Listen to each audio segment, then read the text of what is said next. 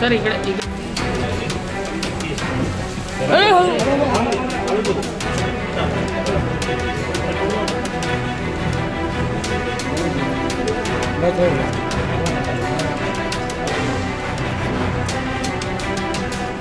Sir side low जान दो अंदर जान दो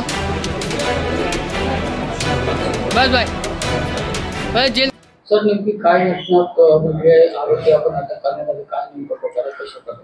Arnala police स्टेशनमध्ये एक 6 तारखेला घटना घडली होती। त्याच्यामध्ये 52 वर्षीय एक महिला आहे। त्याच्या घरामध्ये एका इसमाने घुसून धारदार शस्त्राने त्या महिलेला आणि त्याचे वयोवृद्ध आई वडिलांना मारहाण केली होती गंभीर। त्या प्रकरणी अर्नाळा पोलीस स्टेशनला गुन्हा दाखल होता। गंभीर स्वरूपाचा गुन्हा असल्याने माननीय पोलीस आयुक्त सरांच्या आदेशाने याच्यामध्ये गुन्हे शाखा सुद्धा समांतर तपास करत होती।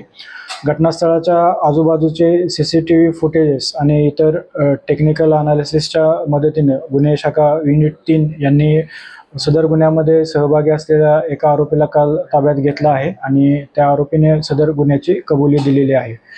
गुन्ह्याच्या प्राथमिक तपासामध्ये असं दिसून आलेलं आहे की हा जो आरोपी आहे याच्यावरती 30-40 लाख रुपये लोकांचे पैसे देण्याचे होते आणि तो आर्थिक संकटामध्ये असल्याने आपण काहीतरी चोरी सारखा प्रकार करून पैसे मिळवले पाहिजेत यामुळे त्यांनी हा प्रकार केलेला होता आणि त्याला आता आपण ताब्यात घेतलेला आहे। सर आरोपीचा बॅकग्राऊंड काय आहे आणि त्याने काही चोरी केली होती?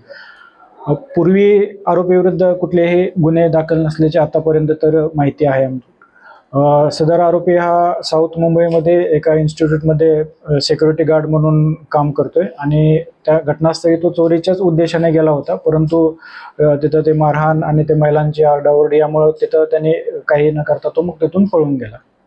तो राहायसाठी कुठे होता त्याच परिसरात? हा तो बंदरपाडा परिसरामध्येच राहिला आहे। काय नाव सर? दीपेश नाईक म्हणून आहे। सर हे कारण काय म्हणजे नेमकं याच्यामध्ये गंभीर स्वरूपाचा हल्ला करण्यात आलेला आहे, यामध्ये जे जखमी आहेत त्यांची परिस्थिती कशी आहे आणि आरोपीला काय यामध्ये जे 3 लोक घरामध्ये होते त्यांना गंभीर स्वरूपाची दुखापत आहे, त्यांच्यावरती उपचार चालू आहेत। दुसरं म्हणजे हा आरोपी त्याची चोरी करण्याच्या उद्देशानेच गेला होता, परंतु अचानक ते महिलांचे आरडाओरड आणि प्रतिकार याच्यामुळं चोरी न करता मग ते तिथून तो घाबरून पळून गेला। याला कशा पद्धतीने आपण पकडण्यात आलेला आहे? कारण घटना होऊन कालांतर उलटल्यानंतर देखील आपल्यासमोर एक कडवं आव्हान होतं आणि त्यानंतर आपण तपास करून आरोपीला वेळ घेतलेली। घटना ठिकाणच्या आजूबाजूच्या आपण CCTV फुटेजेस आपण चेक करत गेलो। बऱ्याच ठिकाणी आपल्याला ब्लाइंड स्पॉट होते, परंतु क्राईम ब्रांच युनिटचे टीम आहेत त्या वेगवेगळ्या डायरेक्शनने वर्कआउट करत होत्या आणि याच्यामध्ये आपल्याला पुढं एका मोठ्या अंतरावरती गेल्यानंतर हा आरोपी लोकेट झाला होता। तिथून त्याचं व्हेकल लोकेट केलं आपण आणि मग तो कुठल्या ट्रेन रूटने आला असेल वगैरे हे पुढं अनालिसिस करत करत आपण त्याच्यापर्यंत पोहोचलेलो आहे।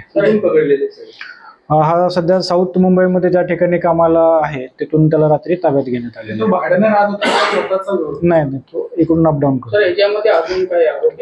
नाही, सध्या तरी गुन्ह्यामध्ये एकच आरोपीचा सहभाग दिसतोय। ठीक आहे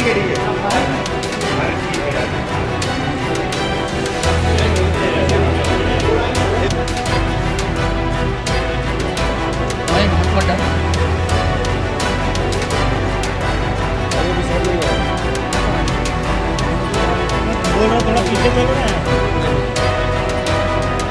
आगे मारिए।